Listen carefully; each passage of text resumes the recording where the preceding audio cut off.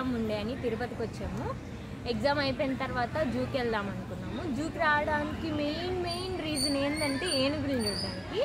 Luckily మాకు ఇక్కడికి వచ్చేటప్పుడు ఏనుగులు కనిపించారు. మాకు క్యూట్గా నామాలు పెట్టుకొని అసలు ఎంత బాగున్నాయి, ఎంత ముద్దుగా ఉన్నాయో.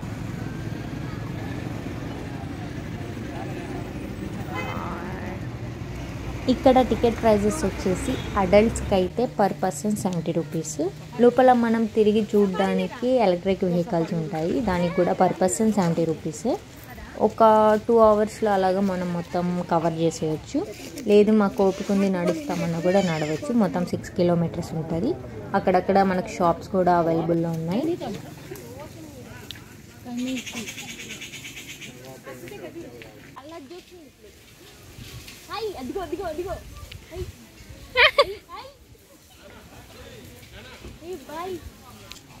ఆ వెహికల్స్ వాళ్ళే మనకు చెప్తారనమాట, ఇక్కడ ఇవి ఉన్నాయని స్టాప్ చేస్తూ ఉంటారు. మనం చూసుకొని మళ్ళీ క్యాబ్స్ ఎక్కి వేరే ప్లేస్కి వెళ్ళిపోవడం అనమాట. వాళ్ళు చూపిస్తారు మొత్తం.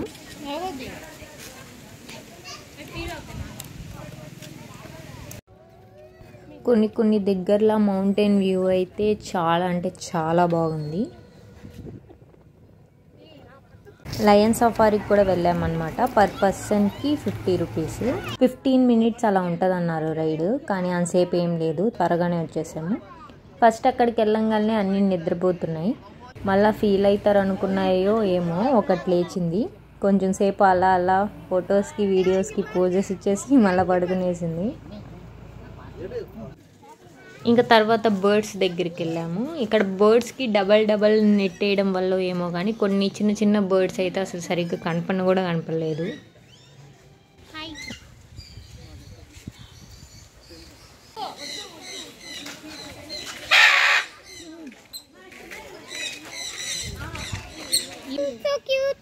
ఉడత గారు స్లీపింగ్. జంతువులకి ఫుడ్ పెట్టొద్దంటే మేము ఫుడ్ పెట్టేస్తున్నాం ఇక్కడ.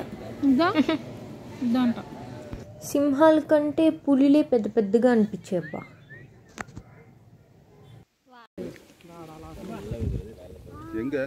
అయితే చాలా వరకు ఎనిమల్స్ అన్నీ నిద్రపోతున్నాయి. లంచ్ టైం అనుకుంటా, మేము 12కేమో వచ్చాం. సో లంచ్ టైమే కదా, మంచిగా తినేసి అన్నీ బాగా మంచి స్లీప్ వేస్తున్నాయి. ఇక్కడ చిమ్టూ బ్రో గోయింగ్. ఫైనల్లీ ఇటు వెళ్తే ఏనుగులు వస్తాయి.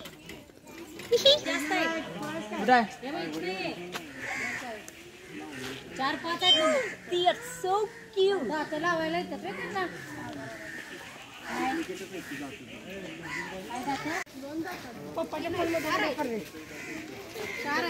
అన్ని ఎనిమల్స్ ఉన్నాయని చెప్పలేము, కొన్ని అయితే మాకు అసలు కనపడలేదు.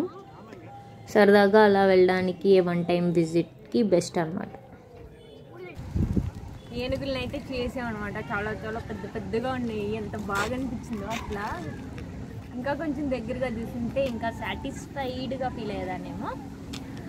హోప్ మీకు ఈ వీడియో నచ్చిందని అనుకుంటున్నాను. Do subscribe to Pavani's visual diary for more videos. Take care and by.